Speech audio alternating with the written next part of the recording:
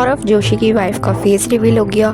ये trending topic चल रहा है। यूट्यूब पर नंबर 2 रैंक पे सर्चिंग चल रही है इसकी कि सौरभ जोशी की वाइफ कौन है।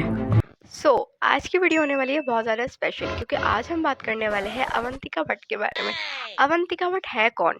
यार, अवंतिका भट्ट है सौरभ जोशी की होने वाली वाइफ, जिसका सबको बेसब्री से इंतज़ार था, जिसका बहुत सारे लोगों ने बिल्कुल सही गैस किया था कि अवंतिका भट्ट ही सौरभ जोशी की वाइफ है। लेकिन सौरभ जोशी ने जब तक आके ये रिवील नहीं किया था अपनी वाइफ का फेस।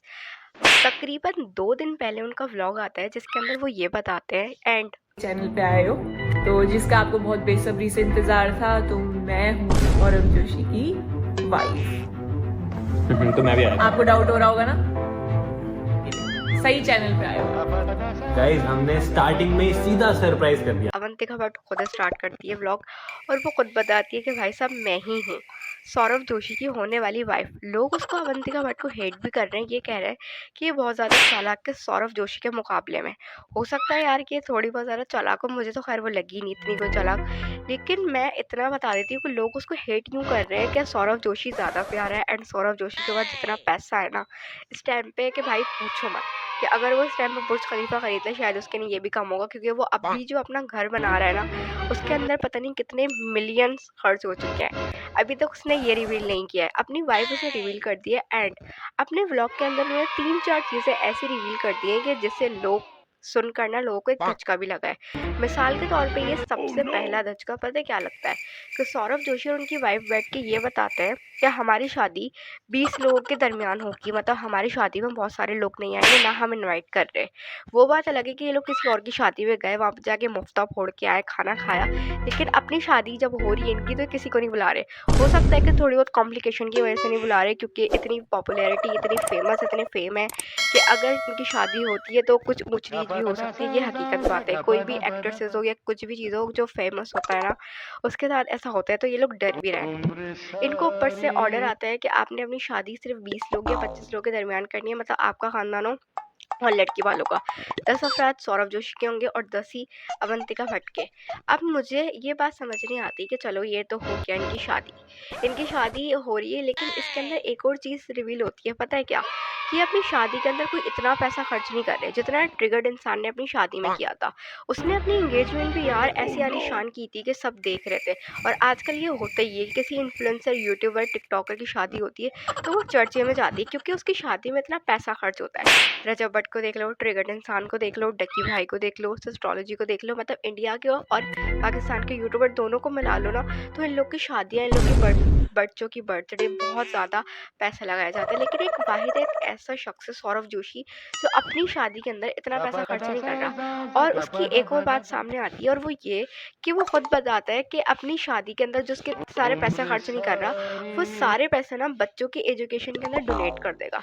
क्या तुम लोगों को ये लगता है कि वो बच्चों की एजुकेशन के अंदर डोनेट करेगा पैसा? क्योंकि मेरा ख्याल जो है, मुझे तो नहीं लगता, क्योंकि आज तक मैंने किसी यूट्यूबर, इन्फ्लुएंसर को नहीं देखा है कि अपनी शादी के बजाय वो किसी बच्चों की पढ़ाई को इतनी इंपॉर्टेंस दे।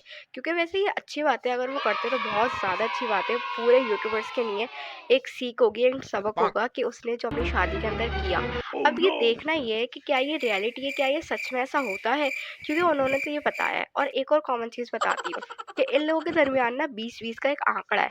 मिसाल के तौर पे ये है कि अवंतिका भट्ट और सौरभ जोशी की एज के अंदर भी 20 दिन का फ़र्क है, यानी कि सौरभ जोशी 20 दिन बड़ा है अवंतिका भट्ट से, एंड वो छोटी है। अब मैं बात कर लेते हैं सौरभ जोशी की स्ट्रगल स्टोरी के बारे में।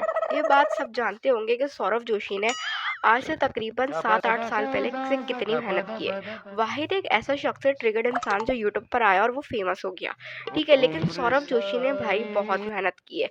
उसने ऐसे ऐसे टाइम पे अपनी वीडियो शूट की है, व्लॉग पर आया, जहाँ पे उसको लोग पसंद भी नहीं करते थे, उसे हेट करते थे। एंड उसकी वीडियो पे 500-600 या 1000 व्यूज़ आते थे। आज वही सौरभ जोशी है जिसकी हर वीडियो पे ना 5 से 6 मिलियन व्यूज़ ना हर वीडियो पे आते हैं रोज़, रेगुलरली। इतनी ज़्यादा पॉपुलैरिटी अचीव करना और इतनी मेहनत मेहनत करना, इतनी स्ट्रगल करना, ये बहुत ज़्यादा मायने रखता है। आज सौरभ जोशी जो इतने ऊँचे मकाम पे बैठा है, ये कोई इतने उससे नहीं बैठा। लोग समझते हैं किसी काबिल इंसान को या किसी कामयाब शख्स के पीछे लोग ये कहते हैं कि ये इसके तो अपनी ज़िंदगी में अपना नसीब ही बहुत अच्छा लिखवा के लाया है, इसके पास तो सब कुछ है, तो गॉड गिफ्टेड है।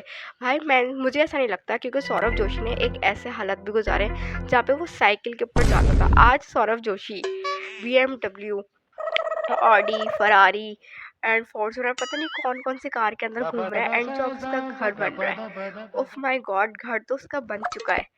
घर का टूर शायद आया था, मैंने वो व्लॉग नहीं देखा, जिस वजह से मुझे याद नहीं है।